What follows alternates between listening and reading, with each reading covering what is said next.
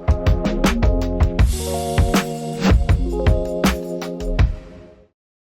right, so we're back at it again with another NOM Studios podcast. Today we got Dan Komis with Tech Runner IT in the hot seat. How you doing, Dan? I'm great, Theo. How are you? So we know each other for a while now. We're in the same BNI Notorious Innovation. That's right. And let's start off with telling us how you got into Notorious Innovation. I know how I got into Notorious, and it's probably the same way, but tell me like the story between how you got recruited for Notorious Innovation. Okay. I was invited to a lunch by a friend, client of mine, and Tim Wan was at that lunch. Okay. It's almost, at this point, it's ridiculous to think this wouldn't happen, but that lunch was arranged by Adam Holtzner. And we're sitting at lunch, we're talking, and we wound up going to an escape room. That was kind of an event planned for these business owners who knew each other or didn't, and I was invited as a guest, rather. So I'm getting to know everybody there, and we get locked into an escape room, and me and Tim just immediately are thinking the same way, are problem solving the same way. We're talking about wrestling. We're talking about our joint. I was almost an intellectual property attorney, and so that's what he does. So we just start on this immediate like, oh my God, did we just become best friends moment? And that was that. We kept in touch for a while, and then I was kind of always opposed to traditional networking, BNI, and transactional relationships, because in business to business, that's a lot harder to be a fully active participant than if it's something a little bit more day-to-day or B2C. So I always felt I didn't have enough to offer there. But Tim was persistent when he started Notorious Innovation. He said, Dan, no, you're the guy, I want you there. So I gave in, and I'm really glad that I did. That's awesome. That's kind of like the same thing that happened to me. We were in an escape room, but Tim kind of brought the Avengers together. I would say like he kind of handpicked everybody and was like, you do great in this seat. And I feel like that's like the success of our group. 100%. Yeah. So now that you're in Notorious Innovation, talk about Tech Runner IT, what you guys do, what you deal with, what some of your clients are. So we are, in essence, a full-service IT department for businesses who don't have one, commonly known as a managed service provider. So we provide services to other businesses who need help with IT support, with cybersecurity, compliance, Microsoft 365, anything around their technology infrastructure. Our company takes ownership of it, and we deliver on the day-to-day basics. We make sure that nothing goes wrong. If it does, we fix it. We try to align business goals with the technology they're using. So a lot of that is migrating people to the cloud, getting them off of old applications and services, and getting them to use modern tools that help their businesses, grow and maintain with the future. So how does a business know when to bring in a Tech Runner IT? I mean, personally, I feel like, I could always use a Tech Runner IT, but when do I know when my revenue should hit okay, now I got to call Dan? So maybe $2 million a year is if you need to pick a number out of the air. Yeah. 2 million or more, you probably need somebody. Yeah. That's just kind of a round thing. You don't need to be at that number. A lot of times it's simply you have somebody who's in leadership or ownership handling account creation, handling the insurance attestations for cyber insurance that are required by every industry now, not just legal and financial and things like that. So once that person becomes overwhelmed with, oh my God, I have this list of IT stuff to do and I just don't even know where to start. That's a lot of it. That's a lot of our business. What about companies that have their own build outs? As some companies get bigger, for example, I, in the marketing world, have a bunch of different platforms that we use. We use Bonsai, we use a scheduling platform, we use HubSpot. We have all these platforms in order to do CRM, Monday.com. And then at some point, a company is just like, this is too much. I want to build something specifically for my needs that includes all of that in one spot. Do you work with any companies that have products like that? or do they usually just stay with their like internal like CTO? And at that point, do they probably have their own internal team? It could be either. So let's start with the first one. If you're using a giant suite of products, right? Like our primary goal there, or our value there, is let's make sure that they're integrating with one another correctly.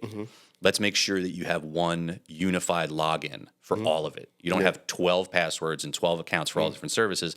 Let's align you to use Google as the authenticator for all of it, or Microsoft as the authenticator for all of it, right? That simplifies the experience with it. Let's make sure that all of the data from your CRM is filtering into your accounting and invoicing platform, right? So you don't have to double enter information. So you can use anything there. Like we typically there's a SaaS application. You know, it's modern times, right? Yeah. There's typically a leader in SaaS for every industry. Yeah. Right. I don't know what the one for the podcasting world is, but I'm sure it exists. It's there. It's there. Maybe not as mature as the financial platforms, sure, but they're there. And in that case, we want to make sure that your scheduling is tied in correctly and that it syncs with your mobile devices in a way that makes sense, right? You're not fighting with it. Yeah. You want the thing to be a completely smooth operation. Yeah. And, there's a lot of oversight and monitoring and eyeballs that you kind of need on it. You do need human attention on it to make sure the stuff stays smooth. Yeah. But yeah, like there's no, we always want people to work how they want to work, how they're comfortable working, and with the best tech that aligns with the way they want to run their business. If you're running your business in a way that's forced by the technology you're using, we think you're doing it wrong. Yeah. So let's take a step back a little bit, because you did say that you used to be a musician. Correct. Like you told that off camera. Yeah. What took you from musician to like tech? But it kind of did it go from musician to IP lawyer to tech? Like, it seems like you lived a couple of different lives. Yeah, that's for sure. So I wanted to be a drummer from the time I saw the Guns N' Roses Paradise City video as a kid. I thought it was the coolest thing in the world. And not for the drums, because of Slash. Okay. I wanted to be Slash's drummer.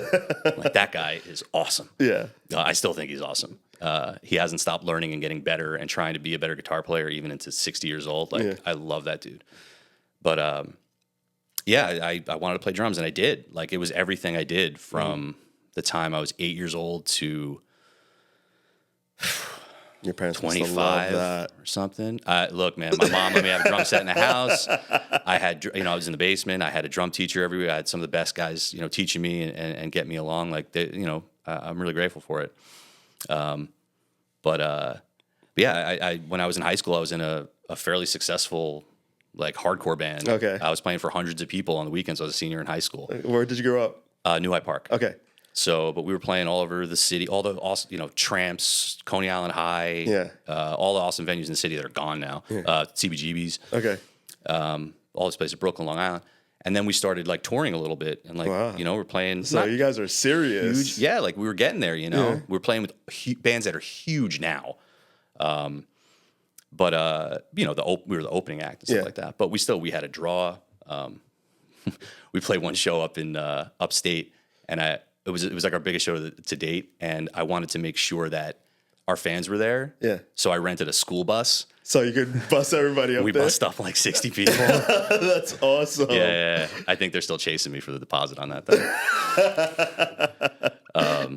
But yeah, like we always liked, like I loved it, and like it was just so exciting, to be part of that, of like a musical community there too. Okay. But anyway, did that for a long time. Eventually went back to school. Was still playing in bands. That band had dissolved, like they do, and still playing, all the time on nights and weekends, and playing shows. The small kind of bar gigs with but all original music. All original bands. You get to know people in the scene and stuff like that. Then I went back to school for just I didn't have any money, so I should probably go to school at least. And was following the intellectual property track, right? Okay. So I did a lot of contract law and language. I always loved like English class too. So I started down that road. I interned at a entertainment law firm over the summer, and it kind of got to the point where I had to like decide if I wanted to really work to take LSATs or not. And I just didn't think that life was for me. Okay. You know, it was too straight and narrow. It was too strict between the lines. Yeah. From a rock band drummer to an IP lawyer. Yeah. I mean, I feel like that's a typical line of. You see it with like child actors, though, Yeah. right? Like it just seems to be this natural progression with some of them. But I don't like rules very much. So I just kind of decided it wasn't for me. So that left me graduating with a music degree and no prospects for work. Fairly broke. Yeah. And I did that for about a year. I was just kind of teaching drums. Yeah. And, technology had been a bit of a hobby. You know, I was always savvy enough, but never like dove in. But there was a period where I was helping a friend of mine. A friend of mine was helping me with my computer, and I was teaching him drum lessons in exchange. And he worked at an IT company back then. Yeah. And this is maybe 2004. And he knows I'm broke. And he says, Dan, we have an opening for an entry-level $28,000 a year job.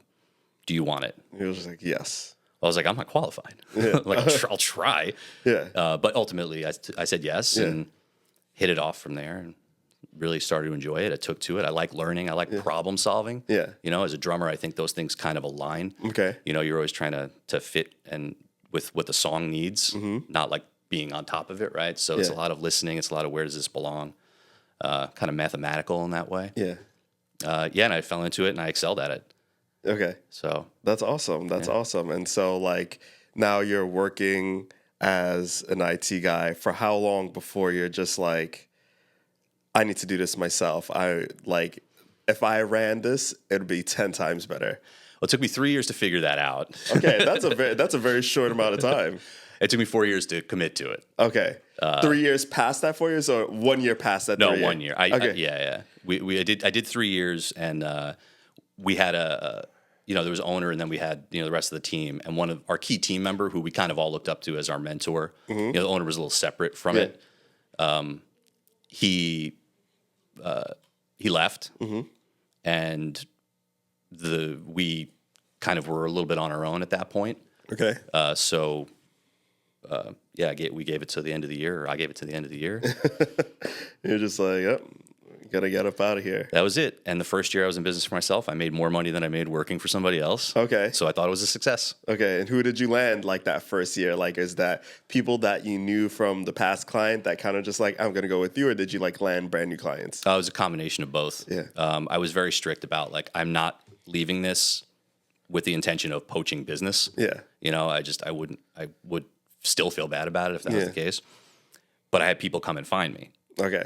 And that's different. Yeah. And they straight up, it's like, Dan, we have a relationship with you. We know you. Some of them didn't know what my boss's name was. They're like, I literally don't know who that guy is. Like, okay. And so what were some of like, in that first year or two, like what were some of the biggest challenges that you ran into now that you're running the show? Wow. You bring me back to some pain, Theo. We all have those We're pains. unlocking stuff. I think this is Stacy Simbron would be proud of me. Probably the financial part of it at first, because when I was doing work back then, it was what we call break fix. So we would bill hourly for the work we did, or work off of like a long retainer. So I had to figure out the financial acrobatics of what that looked like in books. Like I knew conceptually how it worked, but I was never executing the accounting for a company before. Okay. Okay. I feel like still to this day I'm doing accounting acrobatics, making sure, because I feel like I've passed the point where I feel like we've all been at a point where we try to fit our goods into someone else's budget. Yeah. And that usually does not turn out well at all. Yeah. And so obviously we get to the point where we're just like, okay, we can't fit into someone else's budget, but someone could give us our budget and we could see what we could back into it and then give them feedback of, can't do much here. We'll try our best, but we're letting you know, like, we could work to the best of our abilities, but this is what it's going to look like. And it sets the expectations and everything. But we still get those two pieces, like fitting into someone's budget, trying to back into budget. So still to this day, I feel like I'm working on that and trying to figure it out. Yeah, I mean, especially with new clients, you're always gonna have that conversation. And with long-term clients, if they're going through something, you're gonna wind up there again. Yeah. Right. That is a sign of business maturity, I think. Right. Like at first, obviously, you're hungry. You just want to get as much money on that P&L as you can. Yeah. And especially when it was just me, it's a lot easier for me to say, okay, I'll give you a discount because that's literally just it's a simple decision. It's coming out of my pocket. We're doing. You know. But now with a team of employees and health insurance and benefits and 401k, all that stuff, if someone addresses that same question to me, I'm saying, look, I don't think so. And here's why. You know, I'll be transparent, explain it. I'll show you my numbers. I'll show you my profit. And, you know, here, look, I need to make this much money to work with you. Otherwise, I don't make money. What do you want to do? But yeah, like that's. Have you turned out to be like a profit or a revenue guy? Like, you know, being in business now for a while, it's kind of like, I feel like a lot of people don't realize, you know, especially if they're not in business, you know, what profit and revenue and how different those are.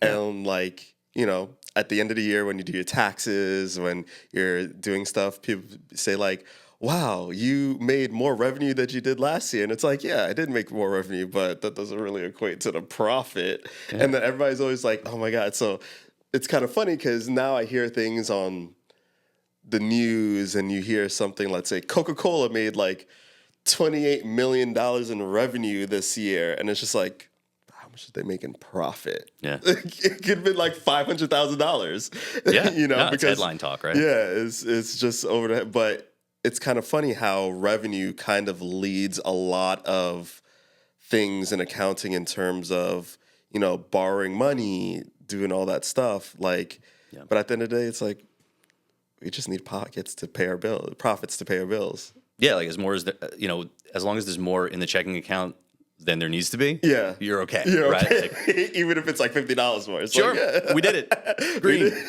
You know, I operated like that for a while, but I've always been like a saver, I guess. Like I'm not a big debt guy. You know, I'm not a credit card. Oh no, my God. You know, like how do you deal with knowing when to upgrade systems, upgrade just things in the business, and knowing when like I need to wait a little bit, I need to budget, I need to wait a little bit. So it's always about the business outcome, right? How is it impacting the client? We have clients with we have one client in particular that has like a 9-year-old server in their office. They have like 30 people. Like they use the thing every day. I would love to get rid of it, move it to the cloud, and just be done. But they have no issues. The hardware in the machine is good. It's modern, right? There's nothing slowing them down, you know? So we kind of have to do the analysis of like, what does the client get out of this change? You know, is it just peace of mind that something's new? That's not a selling point for them. You know, we'll do what is necessary for the client to operate at maximum efficiency. So if the tools that they're using are working, they're running, they're supported by the software vendors who make them, that's fine. You know, we'll talk about it and say, hey, okay, maybe next year. Okay. And then next year comes around, we talk about how we doing? Is everything everything aligned? We still working well? Okay. Next year I'm going to be more pushy about it, but we're going to try again, you know. So I'm going to test your IT knowledge a little bit because you mentioned the cloud a couple of times in this conversation so far. And now seeing like, you know, you have a client that has a server, you want to push them to the cloud. Now, what is the pros and cons for like server versus cloud? Like I have a NAS in my office. I wouldn't say that's a server, but it's a storage device that acts like a super mini server. But when does a company know when they need to move to like a tower or a bigger server versus now you're saying like push them to the cloud? Like, does that affect speed, storage? Like, talk to me about that. So it affects a lot of things. The primary time that we ever even suggest it is when the current hardware they have is kind of aging to a point where they would need to buy new hardware, right? So, you know, or if they have an application they want to get out of, it's not running, you know, they want to just be off, they want to switch gears what they're doing. So if something's old, you know, older or end of life is the common term in technology, right? You don't want to be in a situation where something bad happens and you don't have support by the manufacturer or the vendor. Because then you're in no man's land, and then we can't guarantee that we can get it working again. We don't know how long it's going to be down for. And at the end of the day, no matter how, if our contract terms or our agreement, we shake hands and we start doing business, say, hey, if this ever happens, we're going to do something about it, right? Okay, great. The client's still going to be like, we need it working. You got to do something about it now. Yeah. It's just going to go that way. So once things start to get to end of life, we say, okay, how much does it cost to replace it? Let's say $10,000 to replace it. We're going to be able to use it for 5 years. Well, if we can move that same functionality to a cloud service and it's going to cost $250 a month, then, okay, look, we don't have that outlay of capital out front. We move everything into operational expenses, $250 a month on the books. We know what we're spending. It's predictable. It's going to be the only thing we really need to rely on at that point is that our company has strong internet connection or, like a redundant internet connection to get there.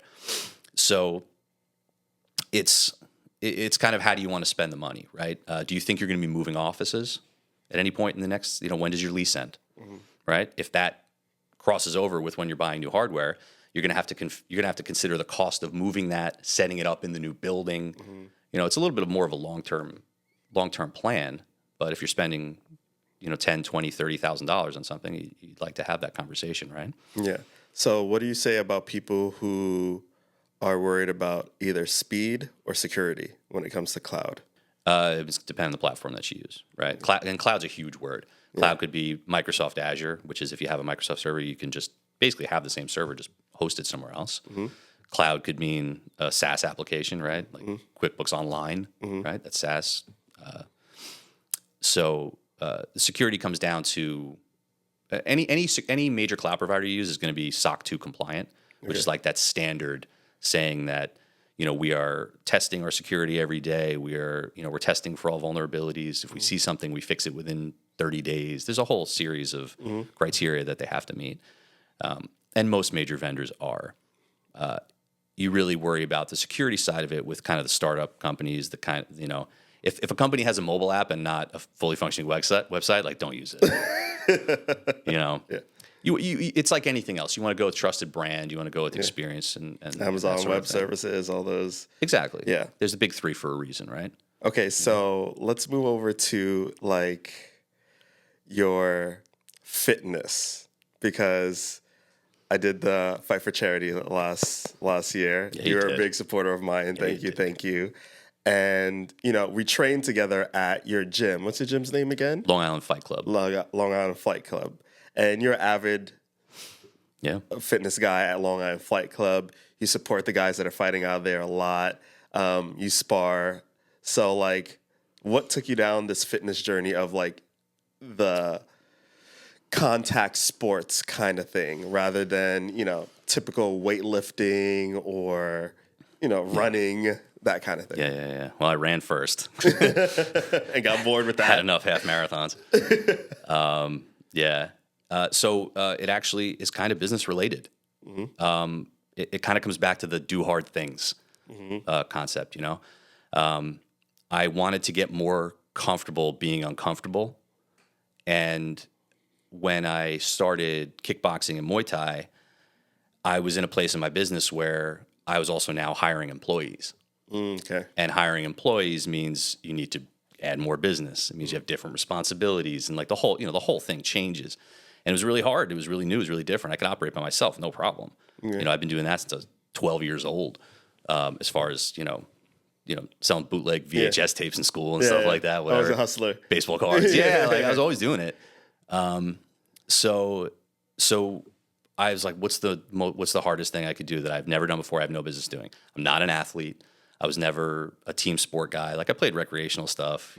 That's fine. I always had fun with my friends, things like that. I was never first round draft pick.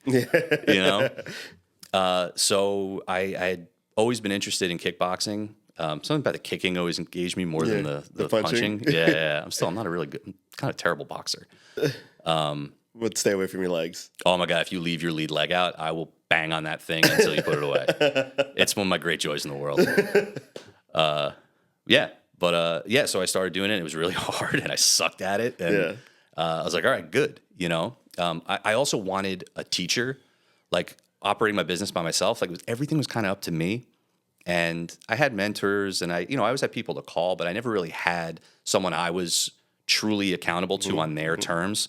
My clients listen to me. They take my advice because they trust me. They trust their people. But I needed somebody to be like, you don't know what you're doing. You look like an idiot. Yeah. Like you need to do this better. I need to be in that kind of world to kind of level myself up.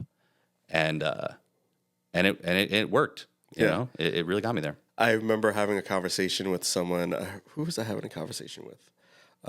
Another guy, funny enough, in the IT world, who I should introduce you to. I'll get his name for you.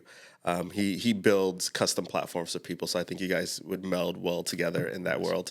But we met each other in CrossFit. I was a heavy CrossFitter, and I've had this conversation multitude of times of how doing hard shit, especially like doing hard fitness shit, lends itself to business as a whole. And it's kind of weird how that goes, how it's like, if I'm doing well with my fitness, I feel like inherently I'm doing well with my business. And how if I'm not doing well with my fitness, I kind of see that in my business as well. And it's just interesting how that correlates so much for a lot of people that I know. Yeah, I think there's a challenge mentality to it, right? Like with any level of fitness, if you're serious about it, even just calling it fitness is weird because I feel like I'm terribly out of shape and overweight. But can we go back to the days when we were 20? When I was 20, I was like, I could be more fit, and now I look at pictures, and I'm just like, oh my God, what was I? Yeah. I was so good. But yeah, like you're constantly pushing to like achieve a new thing. Yeah. And like whether that's putting 5 more pounds on the rack or whether it's, I'll spend a whole session just going like, I am not going to get hit with a right cross today. Okay. And I'll just be waiting to dip, just waiting for it, and that stuff sticks with you. It becomes muscle memory. Ultimately you level up, right? But it takes hard work. Yeah. It takes discipline. It takes focus, dedication. And with martial arts, it takes 100% of all of it while you're doing it. Yeah. Because otherwise you're literally going to get hurt. Yeah. Right. So I love that. It forces you to get better. And that stuff sticks with you in everything. Yeah. In business, makes you a better person, makes you a better friend, better husband, better father, all that stuff, right? Like, so just better human, I should say. Yeah, And, I love that you said that because it takes 100% of everything when, but knowing that in that moment when you're, I guess, sparring with someone and it takes 100% of all those things that you mentioned in order to not get hurt, it also realizes that, like, have you ever found yourself giving 100% of yourself? And I feel like we always give 100% in our business, but then do you ever realize that sometimes 70% is okay?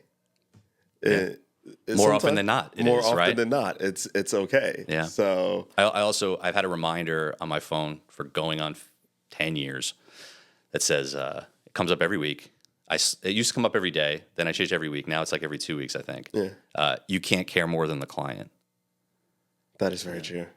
I'll go 100%, and sometimes you're just so into getting it, perfect that 70% it might be exactly what they need. It might be enough, right? Yeah. But it speaks to the person that you are. Yeah. And anybody successful is that you want that 100% all the time. There are so many times where we've given deliverables to a client where I feel like it's not good enough, but we spent so much time on it. There's like, we cannot spend any more time on it. Like, let's give this to the client. See, and they're just like, oh my God, it's so awesome. This is the best thing I've ever had. You've outdone yourselves again. And I'm just like, I feel like, to me, this is crap. But like, that goes to saying that, like, you're right. You cannot care, what do you say, more or less than the client. You can't care more than the client. You can't care more than the client. Yes.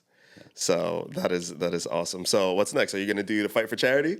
They had a meeting, I think, like yesterday or the day before. Yeah, I got an ask or two. I don't know. Like I said, like I'm a kick guy. If they change kickboxing rules, I will be there tomorrow. I'm all about it. I'm never gonna see I'm never gonna see a real combat scenario, right? Yeah. I'm not built for that. Like I said, I'm a undrafted free agent. I'm not a draft I have pick. to agree with that. I think I had a super acute concussion after Fight for Charity. That's nasty. Yeah, I had a headache for after the adrenaline ran off, because it was a Monday night. Yeah. Tuesday I was fine. I woke up a Wednesday, and Wednesday into Thursday I had Tuesday night I couldn't sleep because I had a headache, and then into Tuesday night into Wednesday I had a splitting headache. I took like a Tylenol. I woke up Thursday and I was fine. And I'm like, that's weird. I've never had a long-lasting headache like that before. So I was like, I think that was a super cute concussion.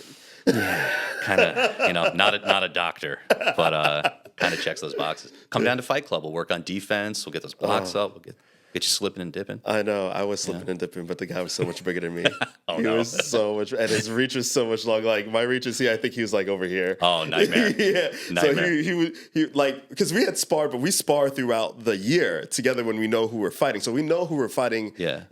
Weeks, months into the fight night, and I guess it was a lot of, I was feigning. I know for a fact I was feigning, and now I know that he was feigning too, because when we got into the ring, both of our like fight stances was just totally different from the way we were sparring too. And I'm just like, fuck, I should have assumed that if I was feigning, I knew he was gonna be feigning. If you had jumped into southpaw, that would have been an all-time move.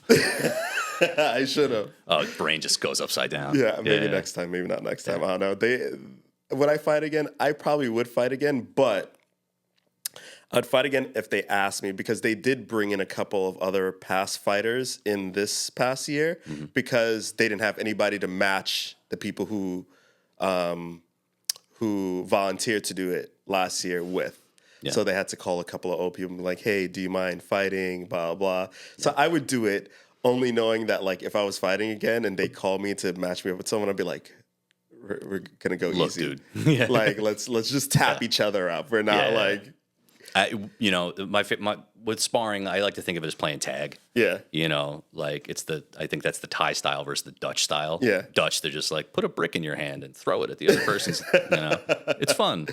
But yeah, and like, I'm happy being the guy who helps the young guys get started, get on their path a little bit, a little bit of discipline if they're getting a little wild, calm down,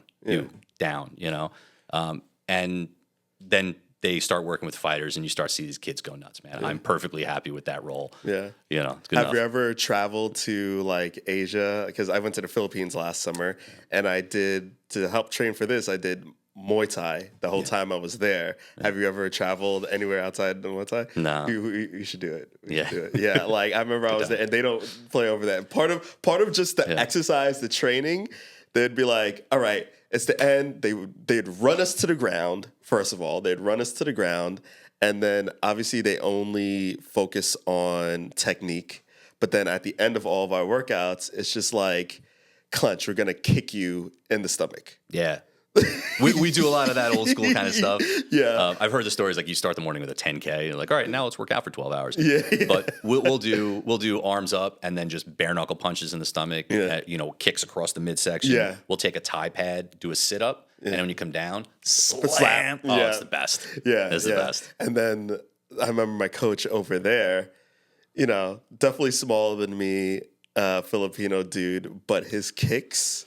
And he was just like, I'm going easy on you. But his legs were like fucking steel beams. Yeah. Like, and he was just tapping me. And I was like, oh my God.